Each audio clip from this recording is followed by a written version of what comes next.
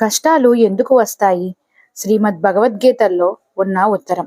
మన జీవితంలో ప్రతి ఒక్కరికి కష్టాలు వస్తూనే ఉంటాయి. కొందరికి ఆర్థిక సమస్యలు, మరికొందరికి ఆరోగ్య సమస్యలు, మరికొందరికి కుటుంబ సమస్యలు. అయితే ఈ కష్టాలు ఎందుకు వస్తాయి? వాటిని ఎలా ఎదుర్కోవాలి? ఈ ప్రశ్నకు శ్రీమద్ భగవద్గీతలో శ్రీకృష్ణ పరమాత్మ ఇచ్చిన సమాధానం ఏమిటో తెలుసా? చాలా మందికి అనిపిస్తూ ఉంటుంది. నేను ఎంత శ్రమపడినా ఎప్పటికీ విజయం రాదు. ఎప్పుడూ ఏదో ఒక సమస్య ఎదురవుతుంది. దేవుడు నన్ను మర్చిపోయాడేమో. ఇది చాలా మందిలో ఉండే సాధారణ సందేహం. శ్రీకృష్ణుడు గీతలో ఇలా అంటాడు, మా ఫలేషు కదాచన. అంటే మనకు కర్మ చేయటానికి హక్కు ఉంది, కానీ దాని ఫలితాన్ని గురించి ఆలోచించే అవసరమే లేదు. మనం ధర్మబద్ధంగా కృషి చేస్తే దేవుడు సరైన సమయంలో మనకు కావలసింది ఇస్తాడు. కష్టాలు మన పాత కర్మల ఫలితంగా వచ్చి ఉండవచ్చు, కానీ భక్తితో నమ్మకంతో ముందుకు సాగితే అవి తీరిపోతాయి. ప్రతిరోజు కనీసం 5 నిమిషాలు గీతా శ్లోకాలని వినటం లేదా జపం చేయటం మొదలు పెట్టండి. ఉదాహరణకి ఓం నమో భగవతే వాసుదేవాయ అంటే మన మనస్సు స్థిరపడుతుంది, సమస్యలపై దృష్టి స్పష్టంగా ఉంటుంది.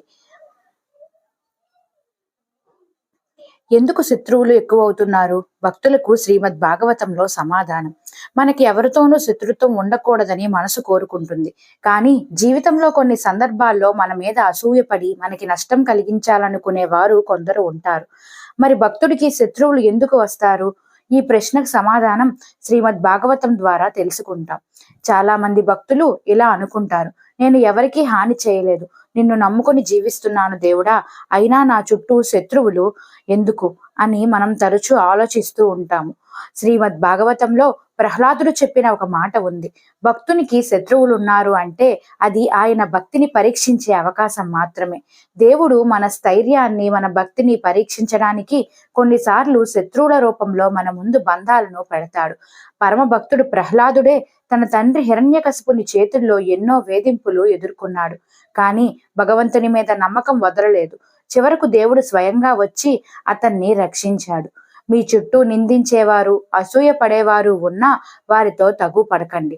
రోజు నృసింహ స్తోత్రం లాంటి శ్లోకాలను పఠించండి. అవి భయాన్ని తొలగిస్తాయి. ఉగ్రం వీరం మహావిష్ణుం జ్వలంతం సర్వతోముఖం నృసింహం భీషణభద్రం మృత్యో మృత్యుం నమామ్యహం. ఇలాంటి శ్లోకాలు చదవడం వల్ల భయాన్ని తొలగించి ధైర్యాన్ని ఇస్తాయి. ఈ మాటలు మీ మనస్సులో కొత్త ధైర్యాన్ని నింపుతాయనే నమ్మకం ఉంది. ఇలాంటి మరిన్ని శ్రద్ధాభక్తుల కథలు తెలుసుకోవాలంటే నా ఛానల్ను సబ్స్క్రైబ్ చేసుకోండి.